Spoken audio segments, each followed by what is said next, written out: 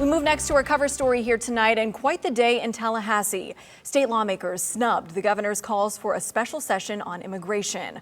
Our Capitol reporter Forrest Saunders joins us now live from Tallahassee tonight. And Forrest, you witnessed something in Florida politics today that you haven't seen for at least 6 years.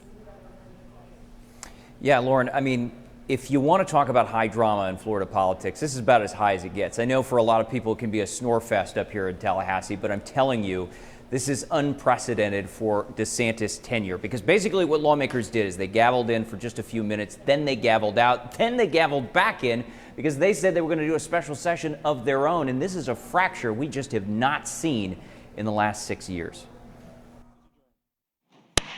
Monday was indeed a special session snub of Governor Ron DeSantis. The House is adjourned, sine die.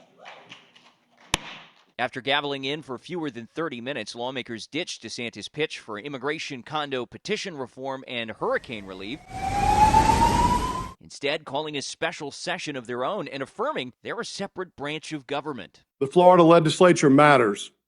Our opinions matter. Our voices matter. The Florida Constitution says so, and more importantly, so do our constituents.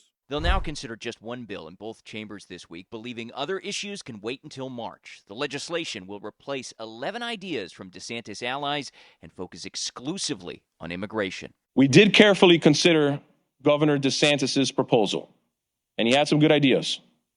But many of his proposals are bureaucratic.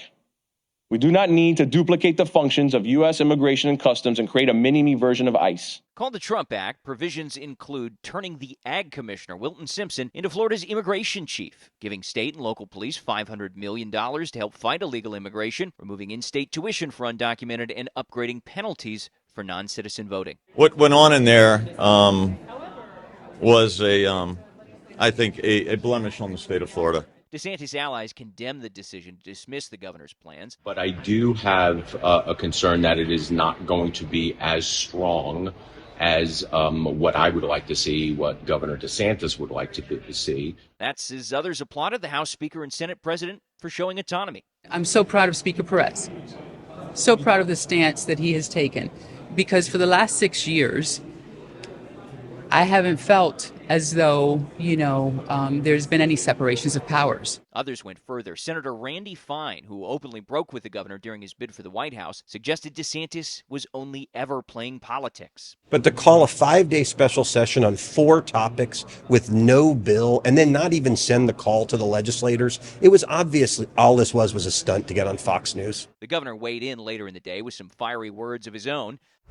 In a lengthy post, he condemned the Ag Commissioner tap, saying it's putting a, quote, fox in charge of the hen house. He called the bill too weak, unconstitutional, and said it's a, quote, bait and switch. The bill they did is more window dressing. It is not going to solve the problem.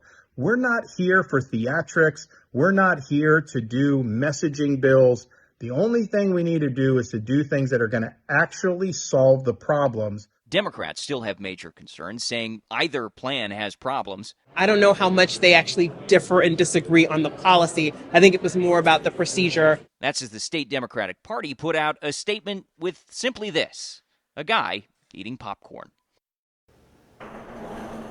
So you can see high drama here in Tallahassee, but let's talk about the next steps really quickly. Basically, lawmakers are expected to push through this new bill through committees and then tomorrow potentially vote on it and send it off to the governor. The big question, though, is will he veto it? And if he does, comes back here to the chambers where they have a chance to override him. But got to remember, there are some DeSantis allies in the legislature, which means they could side with the governor and stop that veto override, meaning we wouldn't get any bill, and DeSantis could theoretically call another special session, and on it goes, Lauren. But that is the latest right now. We'll, of course, keep you up to date. It is going to be quite the week for you, Forrest. And the drama with the special session wasn't the only message lawmakers sent to the governor. They also overrode his veto of the budget. So break down what that was all about.